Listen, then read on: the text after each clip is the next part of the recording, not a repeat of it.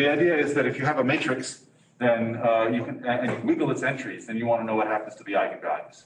So in general, you might be given a matrix, but you might be representing it in some sort of numerical form on a computer. And you want to know that if you then calculate things like the eigenvalues, that you don't get something completely wrong because you had a numerical approximation to an actual matrix, right? Like if you have a matrix whose entry is the square root of 5, you're not going to, I mean, you can represent that symbolically in some sense, but if you were computing it numerically, then it's never going to be exactly right. And you want to know that if you compute the eigenvalues, that you'll still get something that's, you know, close. So if you have a matrix A, n by n, that's a complex matrix because we're going to be talking about wiggling things, and I don't want to talk about wiggling things in FP. Right? Yeah. So how do the following things? So if I take the spectrum of A,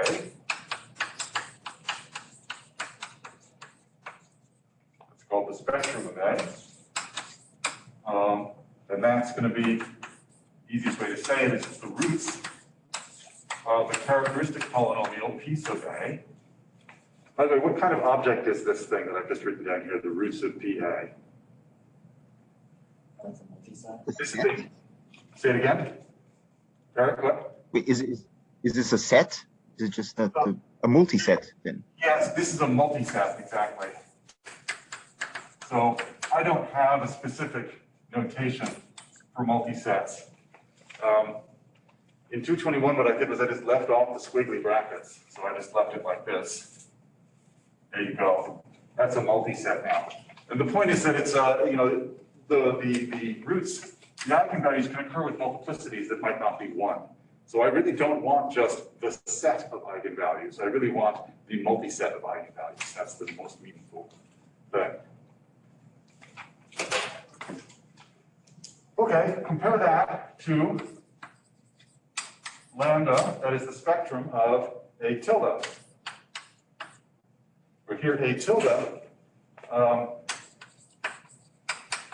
is going to be a matrix that's going to be a perturbation of A. And the way we say it's a perturbation, we say that the E is somehow small. So what this says is the norm, so some norm of E is small. Okay, so that's the question. I should put a question mark after it to make it a question. So the problem is this is kind of vague. This can have more than one meaning, depending on, let's say, for instance, the choice of norm, or if I consider this to be a set instead of a multi-set. There are also different classes of matrices A, right? The answer might differ depending on what A is or where A sits. And we'll see an example of that later in today's lecture, where the behavior of the eigenvalues of A plus E, of this A tilde, they depend on where A was to begin with. Yeah, I know that sounds weird. So for example, so what we're looking for is things like, okay, so if I wiggle A in a differentiable kind of way, then I'd like to know that the eigenvalues wiggle in a differentiable kind of way. I'd like to know that if I wiggle the matrix in a continuous kind of way, the eigenvalues wiggle in a continuous kind of way. And here's something that will maybe blow your mind, it certainly blew my mind the first time I saw it, is that the first one is false, and the second one is true. But when you wiggle A differentiably, the eigenvalues do not have to wiggle differentiably. When you wiggle A continuously, the eigenvalues do wiggle continuously, and we will prove that today. So this is not some of these things where you just sort of go through the motions, you say, yes, yes, yes, of course it works, and so on and so forth. There are things that have to be, you have to be careful because not everything that you want to be true is actually true. Okay, so let's just take an example. Let's take A, be the zero matrix. And in that case, what can you tell me about the eigenvalues? What can you tell me about the size of an eigenvalue? How does that compare to, for instance, something involving a norm of E? The eigenvalue is 0 for the zero matrix? Yeah, well, no, but so A is 0, but that means A tilde, right? So I'm looking at A, so I'm going to deform 0, right? So I'm going to get a tilde. And I want to know how the eigenvalues of this 0 tilde compare to the eigenvalues of the matrix that I used to deform. So, yeah, that's right. So what can you tell me about the eigenvalues of A tilde? So now A is 0, and I'm now interested in the eigenvalues of a deformation of 0, and I'm going to compare them to the norm of what I deformed by. Well, since the matrix I started with was 0, then I'm just comparing the eigenvalues. So now I'm looking, this is lambda, this is now an eigenvalue of E, and I'm comparing it to the norm of E. What can you tell me about these things? Less than some constant. Well, It depends on the norm. I can do that actually. So if this is actually the operator norm, this is actually true, right? Yeah. Now, starting from this class forward, when I write down these double lines around E, that does not automatically, you shouldn't assume that that's the operator norm. This is some norm. Now, if this is the operator norm, this is true, right? Because the operator norm, it's supposed to be sigma 1, the largest singular value, but nothing can scale. So the matrix E can't scale any vector by longer than sigma 1. So the eigenvalues all have to have absolute value at most sigma 1, which is what this thing says. Yeah? Because if E scaled something by a factor of more than sigma 1, then sigma 1 would tell you that you're scaling by that much. Right. Okay. So this is for an eigenvalue lambda that's going to be in the spectrum of, let's write 0 tilde, which is just, of course, here the spectrum. In this case, because A is 0, this is just the spectrum of E. Right? 0 plus E is E. Okay, now that works for the operator norm.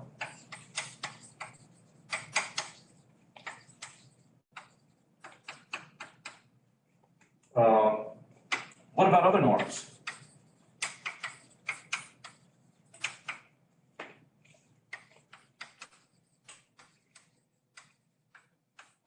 And here we get into an issue, and the issue is that when I take norms on sets of matrices, then I want these norms to behave with respect to multiplication of matrices. The norms are additive things. They're norms on vector spaces. You know how to add, you know how to multiply by scalars, and you want norms to respect those kinds of things. But now we have norms on sets of matrices, and we would like those to behave well in some kind of way. So let's make a definition. So suppose we have a vector space, so suppose we have some vector spaces. I want these vector spaces to be, let's see now, M by K matrices,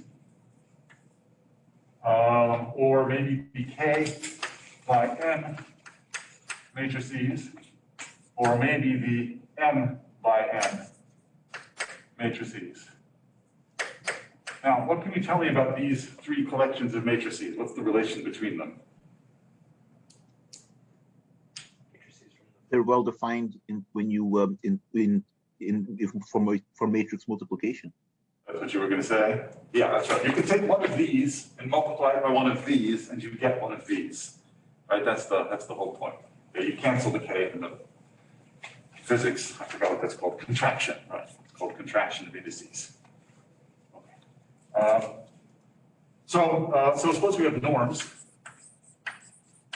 And I want those norms to be, let's call them U and nu and rho. Okay, these are consistent.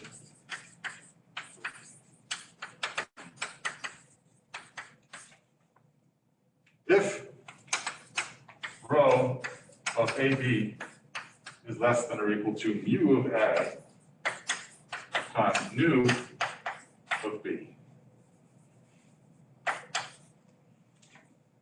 This is what it means to be consistent. Professor, yeah. This reminds me vaguely of the idea of topological equivalence. This should remind you vaguely of the notion of topological equivalence. It's something related to that. But we'll do an example to show you that not all norms are consistent in this way. Sorry, let me make a. So what would happen if mu is equal to nu is equal to rho? And that's going to be on C to the n by n. I had to tell you what the name of this one was because when mu equals rho, all of these numbers are equal, but I have to choose which letter I'm going to use to represent it. And then in that case, I just say that, let me just call it new. New is consistent. Right, in that case, all three are the same norm, and so I only have to tell you that one of them is consistent because let's say new is consistent with new and new, but we just say that new is consistent. So that says that new of AB is less than or equal to new of A times new of B. Fair enough? So, for example, if I take the Frobenius or Hilbert-Schmidt norm, remember that's the square root of the trace of A star A, and that is consistent. That will prove on homework 4. I won't prove that for you. I'll ask you to prove that. Right now you have in your hand homework 3, right? Yeah, okay, so it'll be on the next one. Okay, how about, so that's one example. Here's another example. I think someone asked about this last time, actually. If we take new infinity of A, and let's take that to be, well, what you think it is. It's the maximum over all I and j of the size of the entry Aij. Yeah, so this is the infinity norm of A, if I got that right. This is the infinity norm, not the one norm. I always get those confused because they're both squares, it's just which orientation. Is this consistent or not? So this is a norm, right? We know this is a norm because this is just the infinity norm. Right, so is this consistent? Any guesses? Who thinks yes? Could be. Who thinks no? Yeah, that's a pedagogical thing, right? It kind of has to be, right? I have to give you an example of one that's not consistent. The question is how many examples I'm going to give you. One of the examples has to be not consistent. But now we know that it's not. Okay, so what's the norm of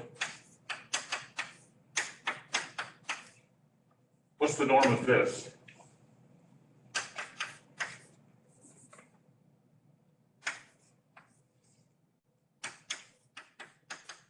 What is the norm of this one? 1.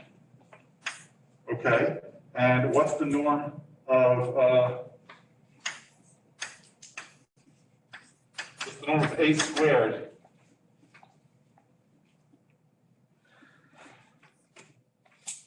Boom! Wow, that really exploded. That's 2. And these things. So what is 2? 2 is not equal. So 2 is greater than 1, which is new infinity of A times new infinity of A.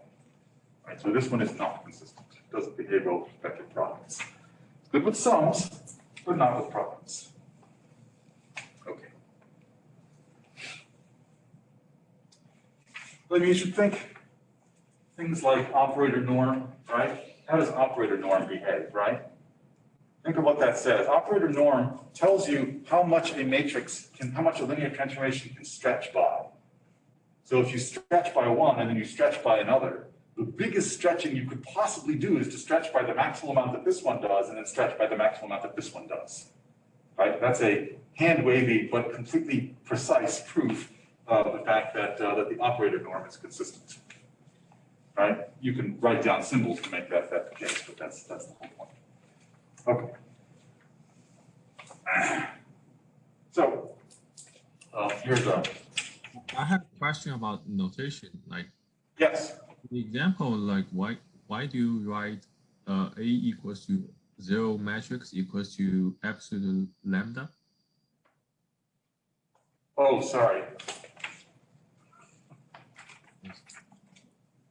That better? Yeah, thank you. I just meant to say that it implies. I didn't mean to say equals. So proposition, a norm is consistent. If you have a consistent norm on n by n matrices, then there exists a norm nu. And by the way, here you see the notation. This is now an arbitrary norm that's consistent on n by n matrices. I'm not assuming this is the operator norm. This is just any norm that's consistent. So there exists a norm nu on c to the n that's consistent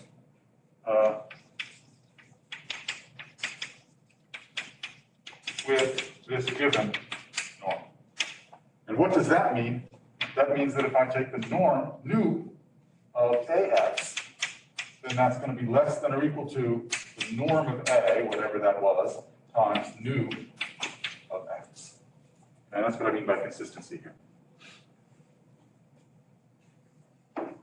Right, so think of these as, so this is, you know, you can take a vector in c to the n. So here, this is going to be c to the n by n.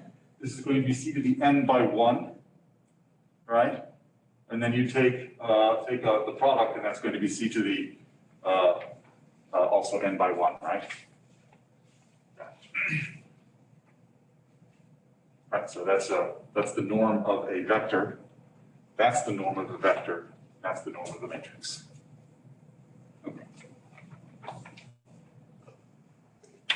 So, proof. Let's fix a vector v in c to the n take away 0. So fix a non-zero vector v. And let's set the norm of x to be the norm, since we have one, right, of x v transpose. What kind of object is this written inside of this norm? That's an outer product. An outer product. What? A rank 1 matrix? This is a matrix. This is a rank 1 matrix. Yes, this is a rank 1 matrix, right? So, and remember, V is a non-zero vector. So what can you tell me about this rank 1 matrix? If x is not 0, what is this rank 1 matrix? Every column is a scalar multiple of x, I think, right? Yes. So if x is not 0, then this matrix is not 0. And that means that its norm is not 0, right? So the point is that nu here is a norm. So the first thing you need to check is that it doesn't vanish anywhere except for 0. Right? So if x is non-zero, then this product is non-zero, and therefore its norm is non-zero because this outer thing is the norm. So you can check this easily. I don't want to check the other things, but you're just going to use the fact that matrix multiplication is linear, and this is a norm on matrices, on the vector space of matrices. You don't care that it's consistent. You just care that it's a norm on the vector space of matrices. So you're basically saying that you're representing every vector x as a corresponding rank 1 matrix like this, and then you're taking its norm.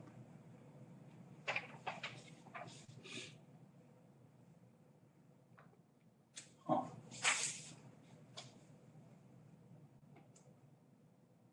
Hey, there's a proof. Didn't we have a lemma that said that if you have a norm, so we have now a map, right? This takes c to the n to c to the n by n. Yeah? This map is linear, right? Yeah, this map is linear. And we have a norm on this one. What? No, I don't. I mean, this is not the norm. I'm not saying the norm. This is x. This is x. It's mapped to x v transpose. Right? That map is linear. So if I have a norm on this one, then it pulls back to a norm on that one. Wasn't that a homework exercise? Isn't it the other way around?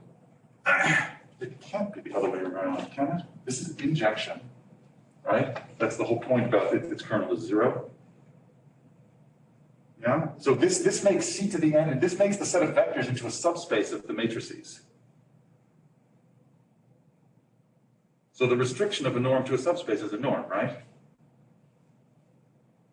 Agreed? Yeah, so this is actually homework homework number 2, number, was it 3 or something?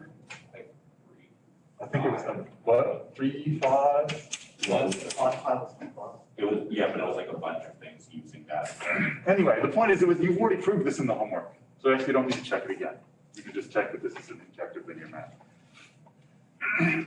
I'll try to remember to fix that. Okay, so let's see. And you have that nu is consistent, so nu is consistent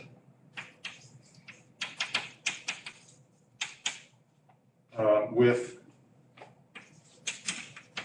this given guy. Why is that true? Well, what is nu of AX? Nu of AX is is this guy applied to AX V transpose, right? Which is less than or equal to, so now we're going to use the fact that this, so this is less than or equal to what? The norm of A times the norm of X V transpose. Why was that, right? Because this is consistent on C to the n by n. So we've just used the fact that it's consistent on C to the n by n, right? This is a vector. That's a matrix. This is sorry, not vector stuff, but this is a matrix. That's a matrix. So we get this matrix here and that matrix there. So that's the fact that this double bar norm is consistent on matrices, right? And that is equal to the norm of A. Norm of A times nu of X.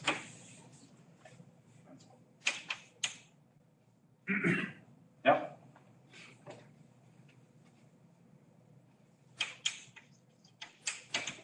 This is a cool term. I just like how it sounds.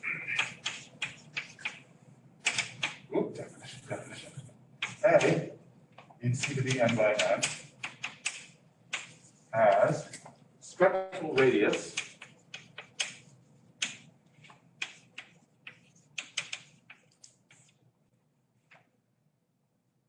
it's what you think it is. So this is the max, and it's going to be the max of the size of lambda, the absolute value of lambda, such that lambda is an eigenvalue.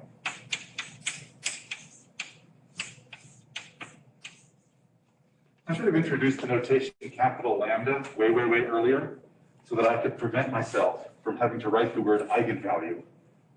Right? Lambda is much shorter than the word eigenvalue, and writing the word eigenvalue on the board is one of the biggest annoyances of teaching linear algebra. It's just too long.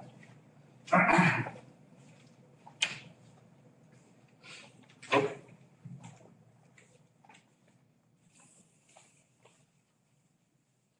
So that's related to the operator norm, right? Right, it's just the fact that the eigenvalues can't be as big as the singular values. So they can't be bigger. They can be as big, but they can't be bigger.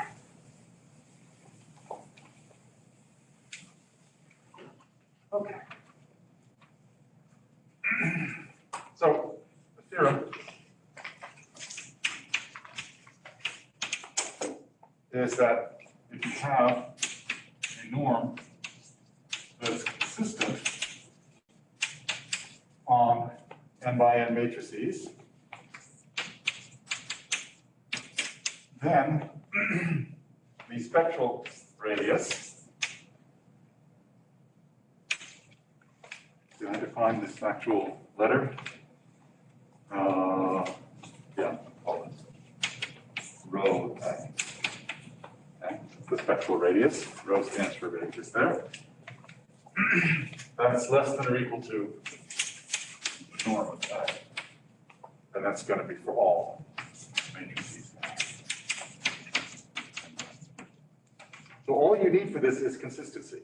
Remember what we said is that if this norm is the operator norm, then this is true, because you can check that the largest eigenvalue of A can't be bigger in absolute value than the amount that A scales by.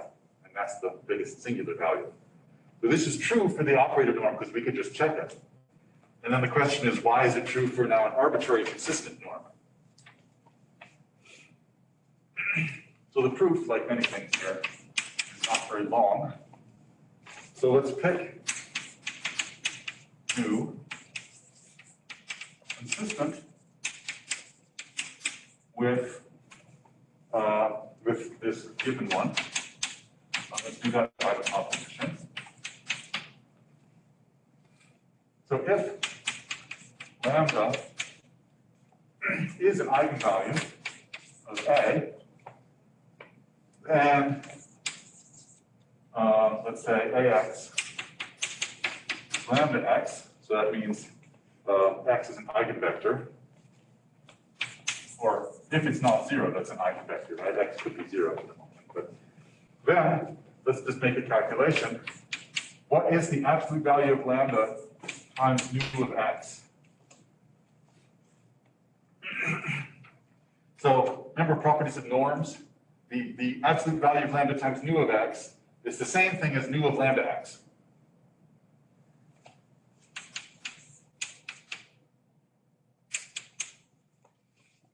And that's going to be the same thing as nu of AX, because AX is equal to lambda X, we assumed that. And that is less than or equal to the norm of A times nu of X. And that's because nu is consistent with the norm, the given norm, this double bar norm, right? Okay, so now what happens when nu of X is not equal to zero? So when X is not zero.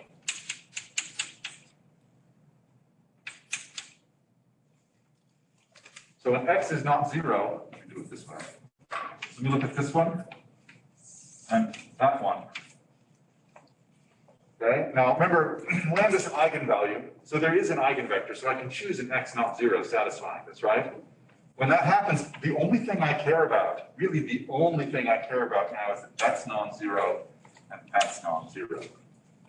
That's the whole purpose of this consistent nu, is just to make it so that I can cancel. And now look what it says. It says that the absolute value of lambda is less than or equal to the norm of A.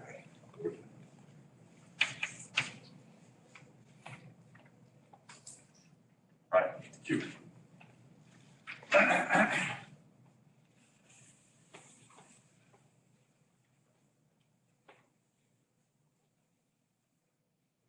Okay, so let's do an example. Let's again take A equals 0. And this implies that size of lambda is less than or equal to the norm of E, and that's going to be for lambda and an eigenvalue of the deformed matrix 0 tilde, which, what is 0 tilde here? It's just E. Right? 0 tilde is E. It's 0 plus this deforming matrix. Okay, so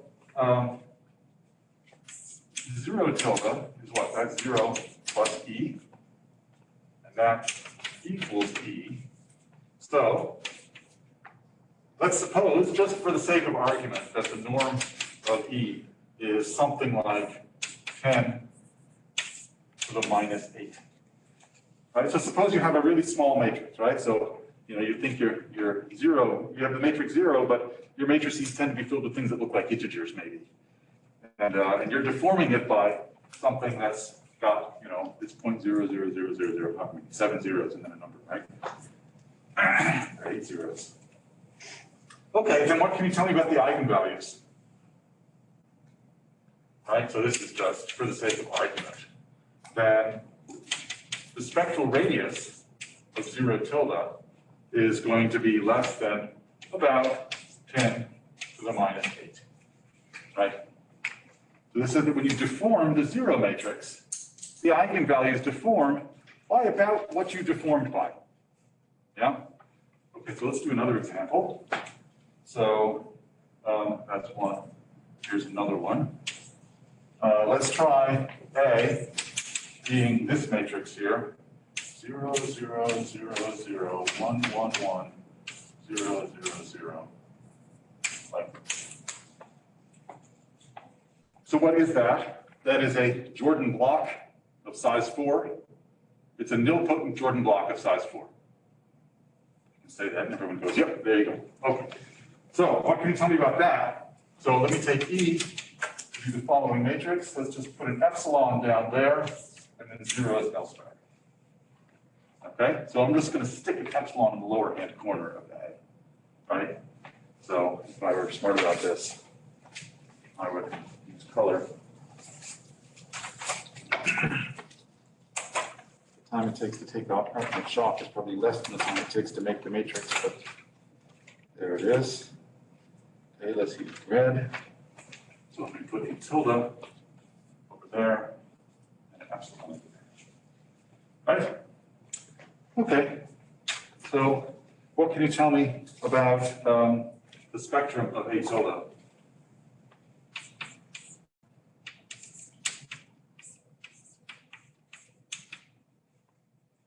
Do you want me to do this computation? Yes? Okay, so how do you do this computation? You put minus t's down the diagonal, right? So that's going to be, well, let's do it over here so I have more space.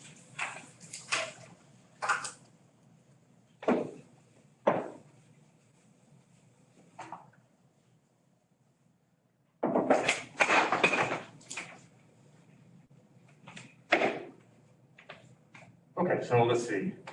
We're going to take the determinant of the matrix that's got t, t, t, t, minus 1, minus 1, minus 1, and minus epsilon. Yeah? Okay, so what is that? It's going to be, let's expand by, what do you want to expand by? This is a fun exercise. How would you actually take this determinant? You can expand along a row or a column, or you could do row operations and put it in echelon form. Somehow if I expand along, say, this row, it might be the simplest. Yeah? But what's that going to give me? It's going to give me t. Oh, sorry, no, that's diagonal, so it's always going to give me a positive. So it's going to be t times the determinant of, when you cross out that row and column, what you get is the one with only 3 of them, right? And then 0 down there, right? And then it's going to be, say it again? Oh, I'm sorry, the epsilon.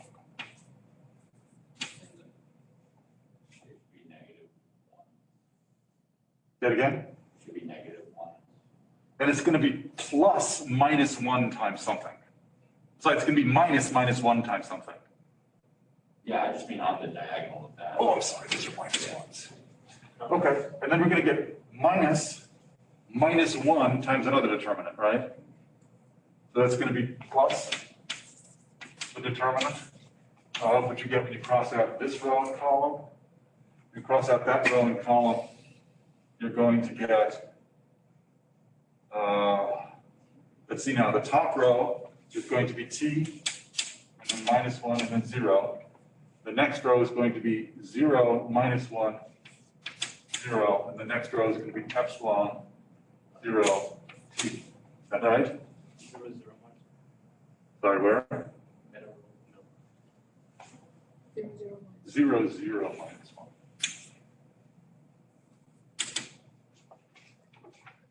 Okay. Standing very close to these, it's like imagine you were doing a determinant with your face like there. That's negative epsilon. Say it again? It's negative epsilon. This is negative epsilon, is that right? Yeah. That's horrible. Let's see now. So if I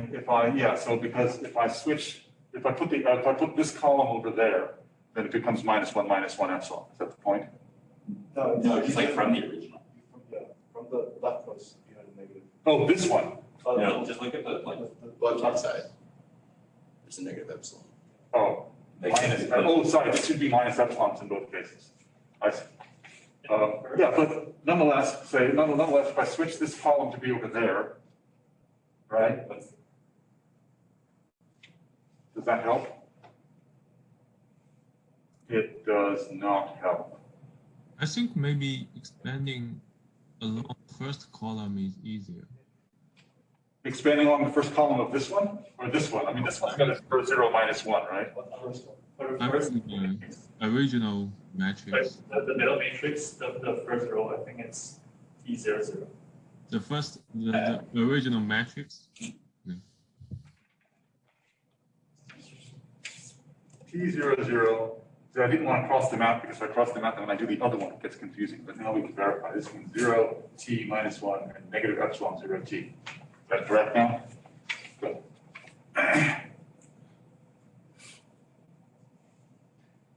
Okay. So now what? It's just the main diagonal. The left one, why is it just the main what? Of this one over here? Yeah, it's just the product of the main diagonal. Why? Like if you expand by minors. Yeah, if you expand by the first row. If I expand by the first row, Yeah. then it's going to be T times the determinant of this thing, which is T squared, right? And then, Else it's 0. oh, well, that's nice. Right, so did we change the matrix from being 4 by 4 to being 3 by 3? Is that? Yes, we did because these are minors, right? So when you cross out a row and column from a 4 by 4, you get a 3 by 3. Right? Oh, okay. Yeah. Okay, and now let's do this one, right? So this is going to be plus, let's see now, plus, minus negative 1, so that's going to be plus the determinant of this guy, right? And the determinant of that guy is minus epsilon.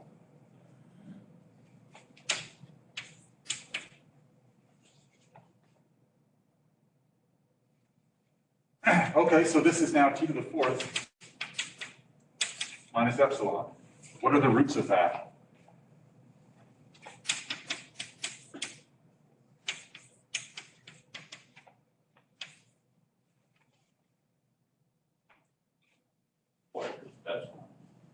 Fourth roots of epsilon, which are, so if I write a fourth root of epsilon here,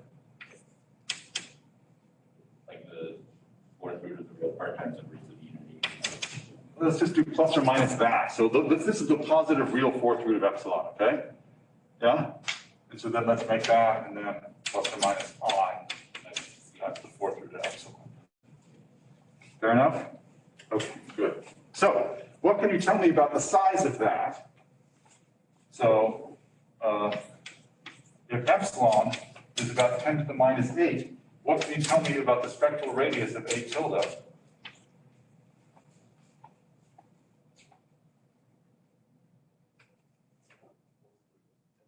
Yes, what's the fourth root of 10 to the minus 8? 10 to the minus 2. So this says that if A is this matrix, this Jordan block, this nilpotent Jordan block, then, so this is, look over there, then the way that the spectrum changes, right, the perturbation of the spectrum of the perturbation, it deforms by a lot more than the spectrum of 0 does. Right, so 0, the spectrum moves, if you deform the matrix 0 by something that's about size 10 to the minus 8, then the spectrum deforms by about 10 to the minus 8. Whereas this nilpotent Jordan block, when you deform it by a matrix of size about 10 to the minus 8, the spectrum deforms by a much, much, much larger 10 to the minus 2. This is kind of the reason why why perturbation can't be differentiable. Right? So these are very different behaviors. And what's causing these different behaviors, by the way, I mean, it's not just the fact that it's got repeated eigenvalues, right? Both of these matrices have the same eigenvalue 4 times, right? Both these matrices have 0. There's a spectrum of 0 here. It's just zeros, 4 zeros. Spectrum A is also 4 zeros. But somehow the interesting linear algebra of the Jordan block is making the deformations sort of spread the eigenvalues much faster. The eigenvalues run away much faster from this Newton-Jordan block.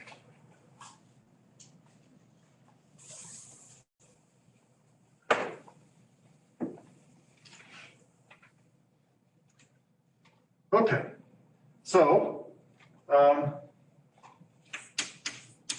that means things are weird. They're not quite like you might expect. Question? No. Okay. Nonetheless, there's a theorem that says the locations of the eigenvalues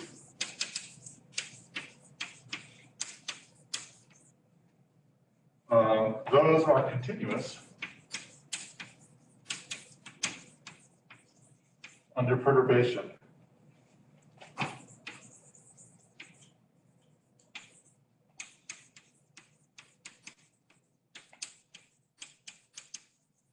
And what that means precisely is the following. If you have an eigenvalue, lambda of A, if that has algebraic multiplicity, right?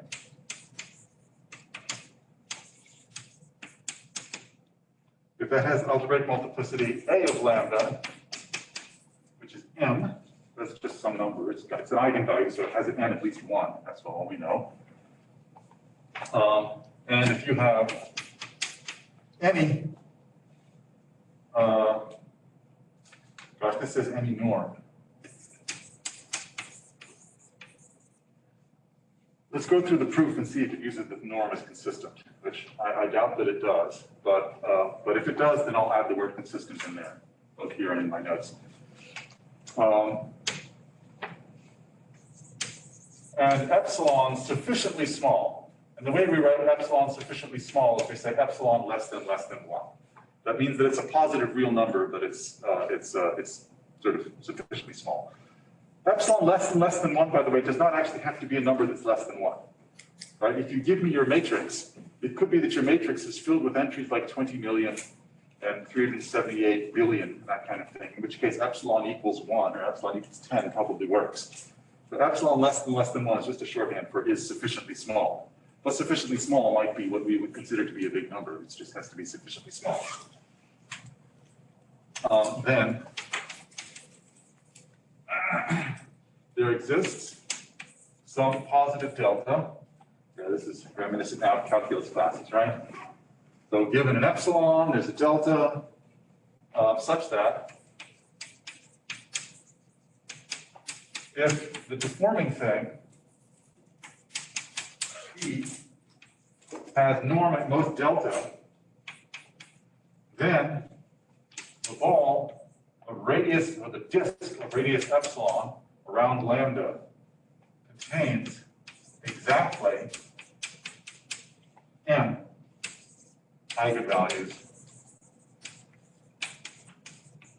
of the deformed matrix of A tilde, which is A plus E. And this exactly, so this is with multiplicity. Like you're counting them with multiplicity. Ball, disk, what? Disk of radius epsilon, what's going on there? What's the picture here? The picture here is that these eigenvalues, they're complex numbers, right?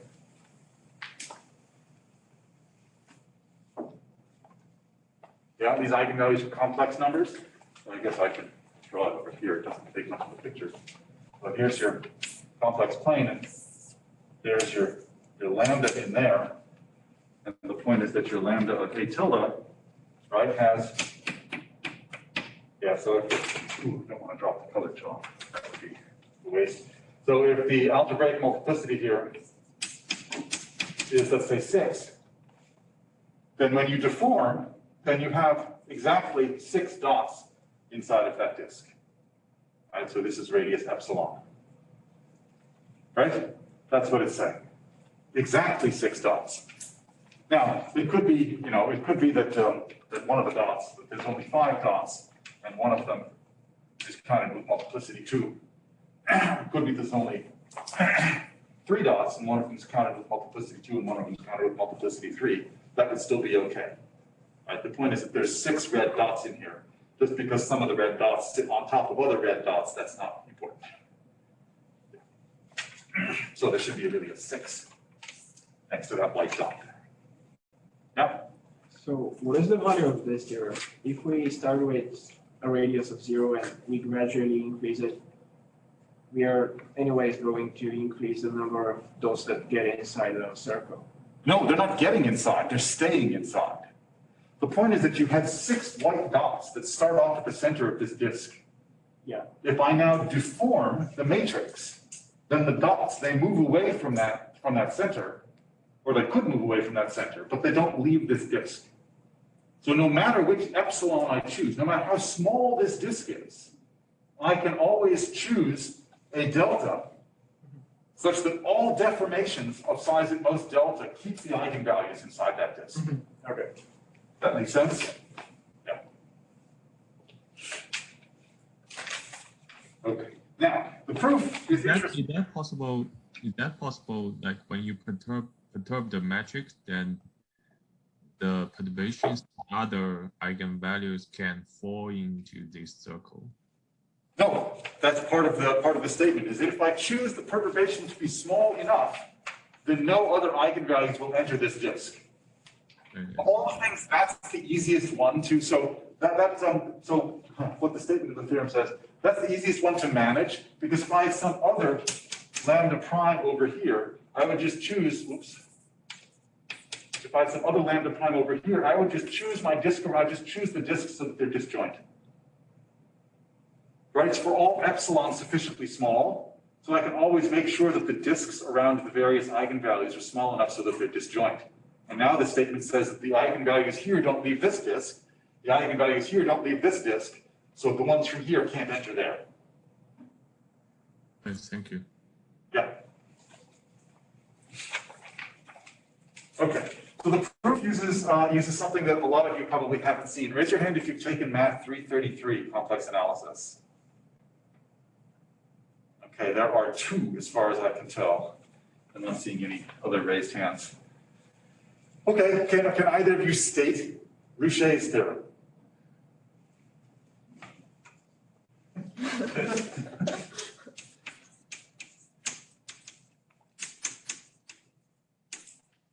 Anyone, have you seen it before? Do you at least recall seeing it? Maybe it's like we used it in one proof or something, but I don't remember using it. Yeah, who was the other one who ran there? Yeah. Is that the one where it's like something about how much the roots of a polynomial move when you do something to the polynomial? Yes. And what do the hypotheses look like? Do you remember vaguely what the hypotheses look like? It has to be analytic. Yeah, there's analytic, that's right. But so there's that algebraic, there's sort of analytic hypothesis, which is that the functions you're dealing with are analytic. Well, I'm going to write this down precisely in a second. And then something happens on the boundary of some set. It's one of these maximum principle type arguments. Yeah. Okay, so let's suppose that we have an open subset of the complex numbers. So open. And suppose that we have 2 functions, phi and f, and they are going to map the closed set, omega bar. Let's see. You see, by the way, why we keep talking, why we did all this topological stuff at the beginning, right? So when I say omega is an open subset here, this is not a problem. This is an open subset of the plane. We all know what that means now. You can take the closure. Let's assume, and then we're going to take a, let's see now, this is going to be, these are complex value functions on the complex number. So these are functions from C to C. And let's assume that, F is, let's assume F is analytic, which if you recall, we've talked about this before, but let me just remind you what it means. Oh, let's assume it's analytic on the closure of omega. So this means that the Taylor series that approaches at Z that approaches, it has the limit is actually f of z. And that's going to be for all z in omega bar in that closed set as is z. So I wanted to say that f and phi are analytic, but in order to write down a competent definition of analytic, I needed the name of the function. So I said f is analytic, there, I used the letter f, and then phi is also. Now the particular case that we're going to use is just that f and phi are polynomials. Right? Polynomials are analytic just because they equal their Taylor series. They literally equal their Taylor series, right?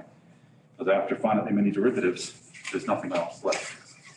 So the case we're going to use is where these are polynomials, but I figured I should give you the statement of the theorem, correctly. Let's see now. I want that the boundary of omega is a simple closed curve. You guys have seen that in Math 222 in multivariable calculus. What does it mean? It means that the curve itself is homeomorphic, and I can use that word. So it's homeomorphic to S1. It's a circle, but it's maybe a deformed circle, but it's a circle. Right? It means that I can draw it on the plane without picking up the chalk. And now here's that other hypothesis, which is that I want that phi of z, the absolute value of phi of z, is less than the absolute value of f of z. And that's going to be for all z in the boundary of omega. Which is, by the way, omega bar, take away omega. The closure. Because omega is open, it contains sort of none of its boundary points. So this is really omega bar, take away omega. That's not going to come up in the proof, it's just how I can visualize. Okay, so those are the three conditions. Then, the idea here is that you're going to take f and you're going to deform f by phi. So here phi is supposed to be smaller on the boundary than f is, right? So I'm going to deform f by phi. And what that's going to do is it's never going to vanish on the boundary.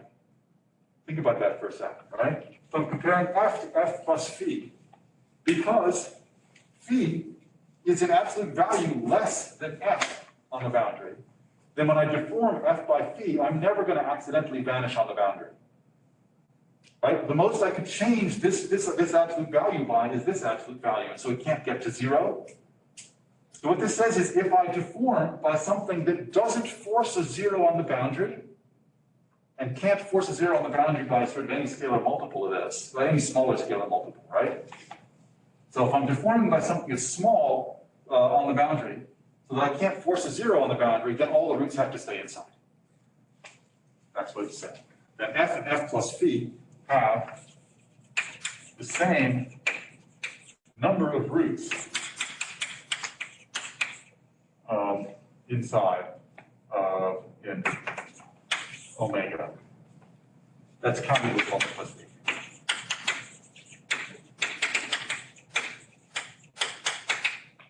Okay? That's the statement. And this comes down to the maximum principle. And I won't say how it comes down to the maximum principle. Do you have a question? So could phi just be the zero function? Sure. F and f have the same number of roots in any region. That is it's a good thing to check, right? F and f plus 0 have the same number of roots in any region that you choose. In particular, any open region with a simple closed curve per boundary.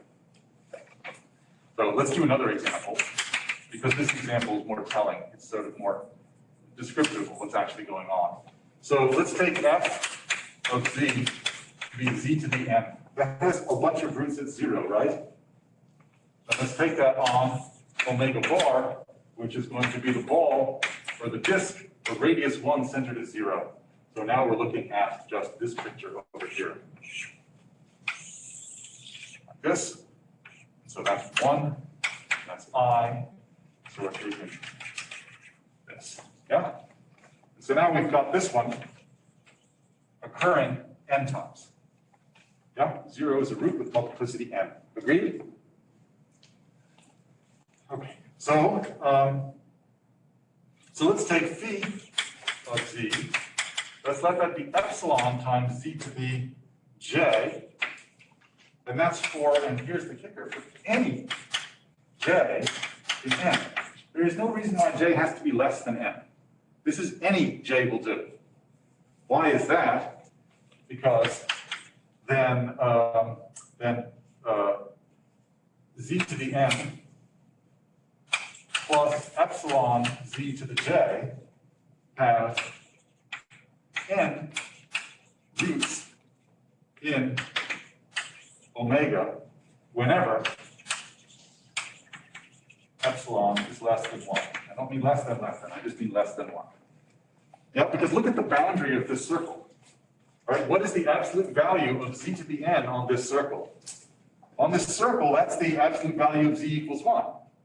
So the absolute value of z to the n is 1 to the n, which is still 1, right? But the same is true of z to the j. Right? Z to the j has absolute value 1 on this circle. So as long as you multiply it by any epsilon less than 1, the hypotheses are satisfied.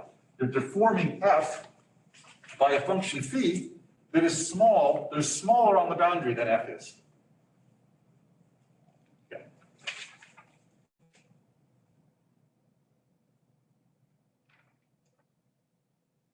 Okay, in general, by the way, in general, if I added not just one monomial, but if I added a whole bunch of monomials, then I would say as long as the sum of the coefficients, the sum of the absolute values of the coefficients is less than 1, means that there are exactly n roots in this disk. Exactly n roots. It's n. It's not less than or equal to n. It's exactly n roots. Now, even if j is huge, there are still exactly n roots in this disk. And you can do the same thing by adding more than one monomial as long as the sum of, instead of saying that epsilon less than 1, say the sum of the absolute value of the epsilons is less than 1. You can use this actually to prove that the complex numbers is algebraic. So why do we happen to need the sum of the absolute values to be less than 1? You don't need that, but it certainly suffices. Yeah, because couldn't we make just a sequence of like adding one monomial at a time? We would always have the same number of roots. Except that so I don't know how this function behaves on the boundary of the disk. Right, so this function, right, it's got some values on the boundary of the disk, but I don't know what those values are. They might get pretty close to 0 depending on what epsilon is. Mm-hmm. So the one that I know how it behaves on the boundary is z to the n. Mm-hmm. So if I add a bunch of coefficients times other monomials, then the only thing I have control over is the sum of the coefficients there, as compared with the one that's over here. Yeah? Yeah, so I need to control this part too, this part. Yeah, so I need to know about this, the f of z here. And if f is already z to the n plus epsilon z to the j, then I don't know what to do with that. You'll end up doing the same thing, actually. You'll end up saying that, oh, well, this function, its value on the unit circle is at most 1, size at most 1 minus epsilon. And then you continue by induction.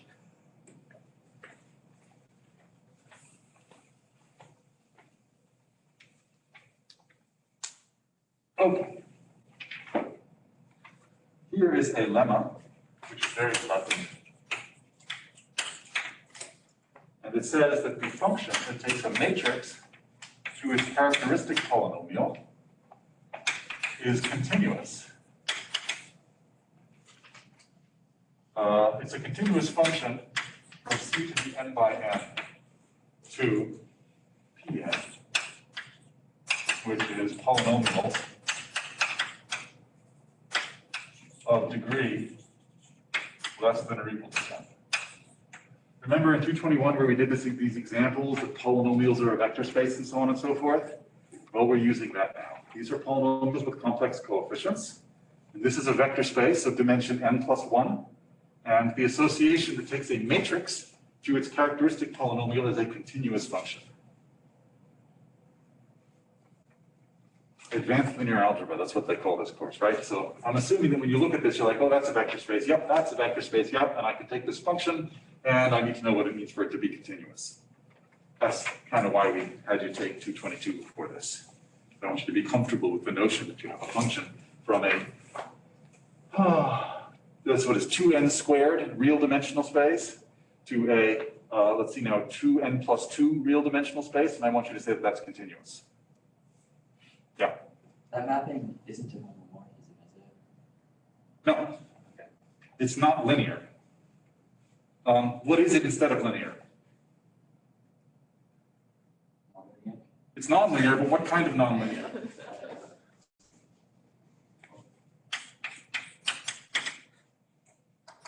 What kind of map is this? Oh, Yeah? You gonna say something, Eric? I would, but then I think I backtracked. What are the coefficients of the polynomial?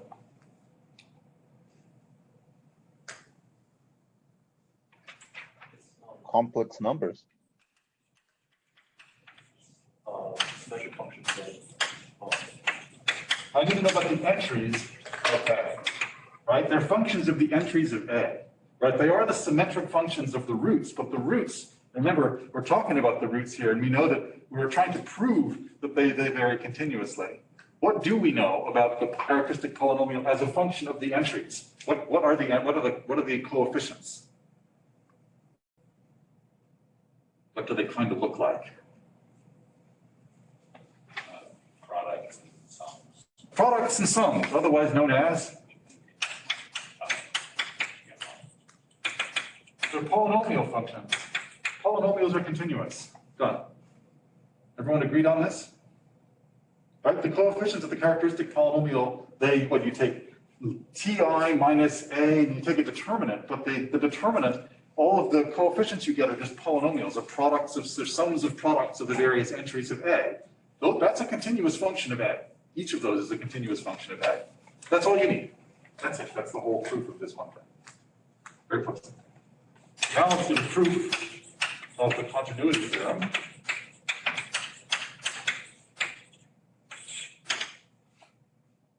So let's choose. And here, this gets to a question that was asked earlier. Who was asking, was it Qinghai, I think, was asking this question?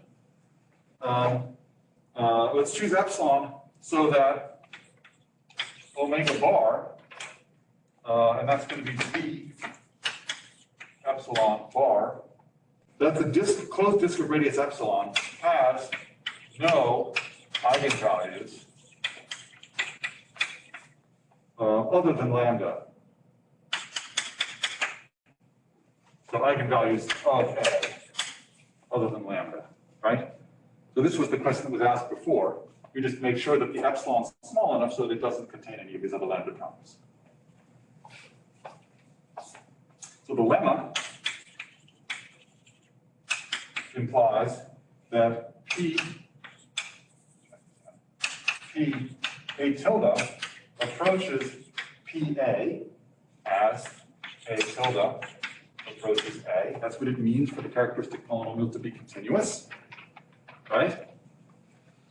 That implies that if I take P A tilde minus PA, that approaches 0 for Z in the closure of omega, which contains the boundary of omega, which is just the closure takeaway omega, as E approaches 0. Remember, A tilde is really A plus E here, right? So A tilde going to A is the same thing as E going to 0.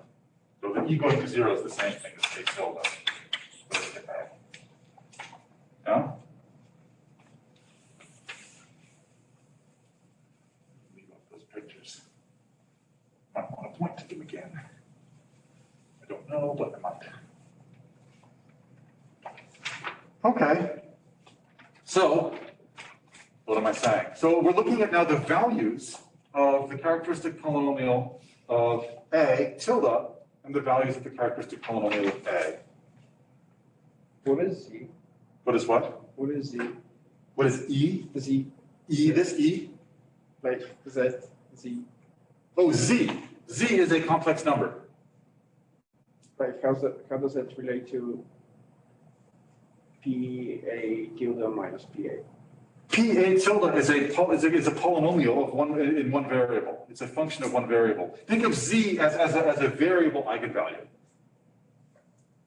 Right, so remember the eigenvalues are roots of PA. Yeah? So the eigenvalues are roots of PA, but what I'm doing now is I'm thinking of PA as being a function on C.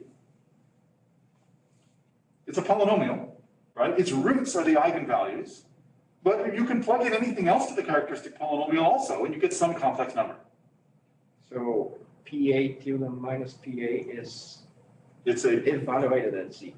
It's a polynomial function. So PA tilde minus PA, let's give this a name, just because we're going to eventually anyway. Let's call this phi E of Z.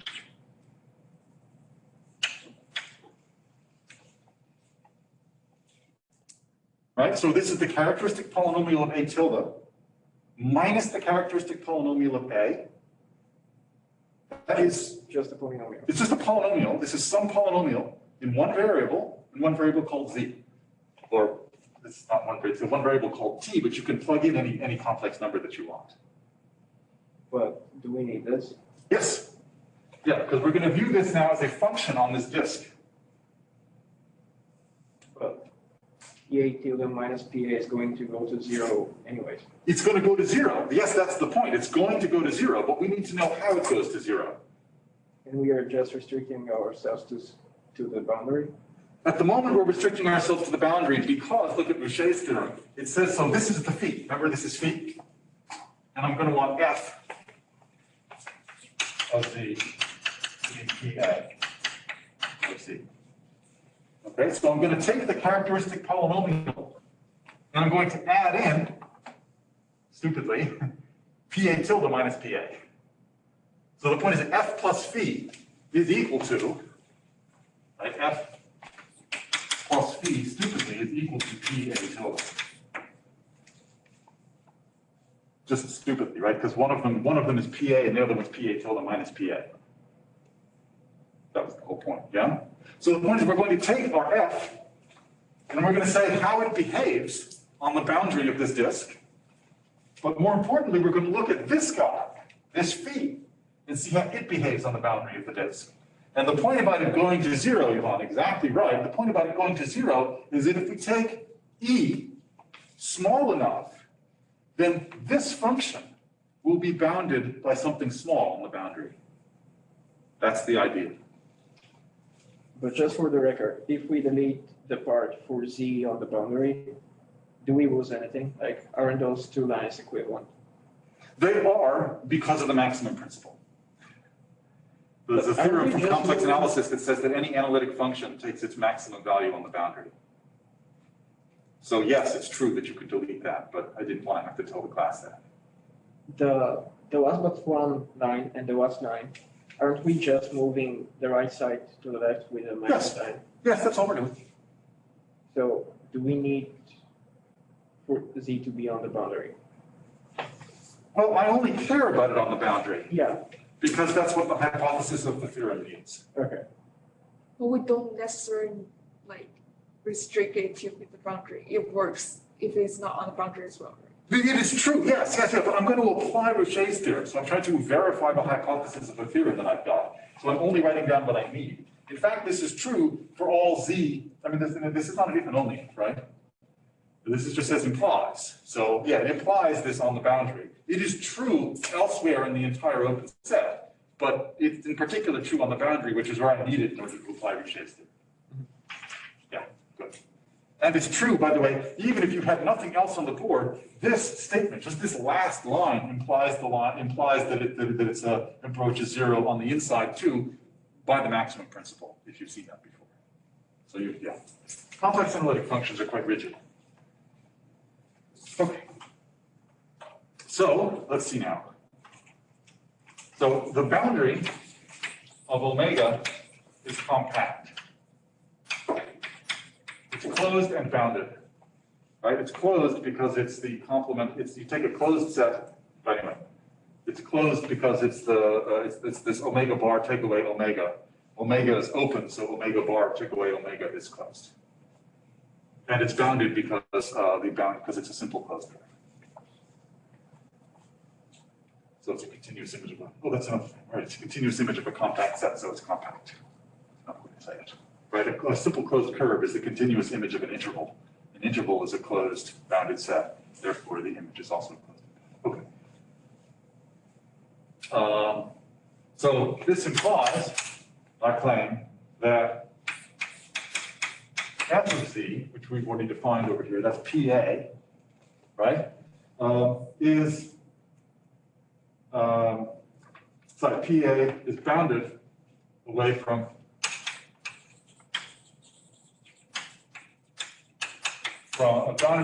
zero, right? Which means that it achieves a minimum. Let's say that minimum is alpha not equal to 0 at some point, and let's call that C0 in the boundary of omega. So why is that? That's because, remember f, the hypothesis about f here is that it's not 0 on the boundary, right? So the characteristic polynomial isn't 0 on the boundary. That means that it's bounded away from 0. That's the property of compact sets. A continuous real valued function on a compact set achieves its minimum.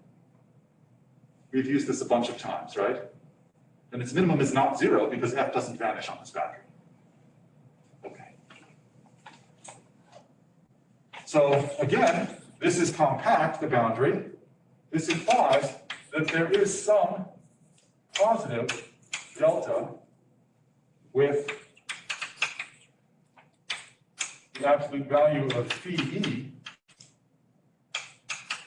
of z that's going to be less than alpha whenever the norm of e is less than delta. Now, oops, compact.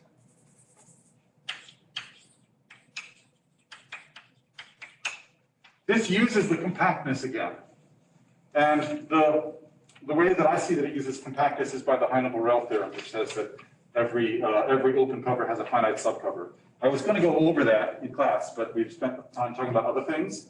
So you should look at the notes if you want details as to this arrow.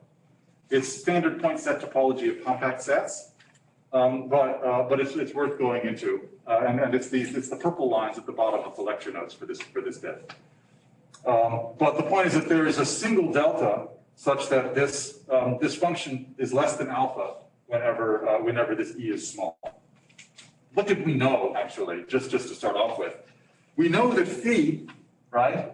We know that phi is approaching 0 as a function on the boundary. So if you give me any point in the boundary, then I know that the values of this function phi e are small. As soon as I choose e to be small, I know that the values of this function are small nearby that point. And the point is that that's true for every single point on the boundary. And by compactness, that means I only need to sort of choose finitely many, and then I can choose a minimum. That's a summary of what's written here. So I can choose a single delta such that this function does not get bigger than alpha for any small e.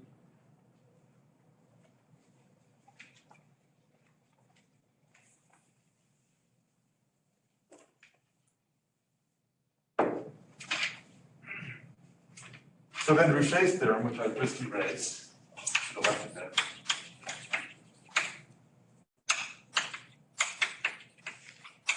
implies that f plus pp, what is that? That's p a tilde, that this thing has the same number of roots in omega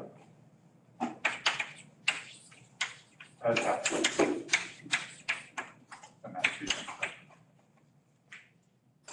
So we use this theorem from complex analysis, which I'm not going to assume that anyone has seen before or knows how to prove, but you should take it as granted. And the point is that that this continuity theorem is just a special case of Rouché's theorem applied to the characteristic polynomials of a tilde and a. That's the sort of the moral of the story.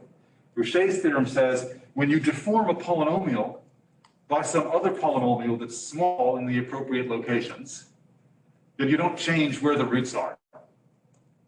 And the polynomials that we're considering are the characteristic polynomial of A and the difference between the characteristic polynomial of A and the characteristic polynomial of A plus E. That is this F and this phi. So the roots don't move very much. Okay, so as I said, there are details of this implication written in the notes. If you have questions about that, let me know.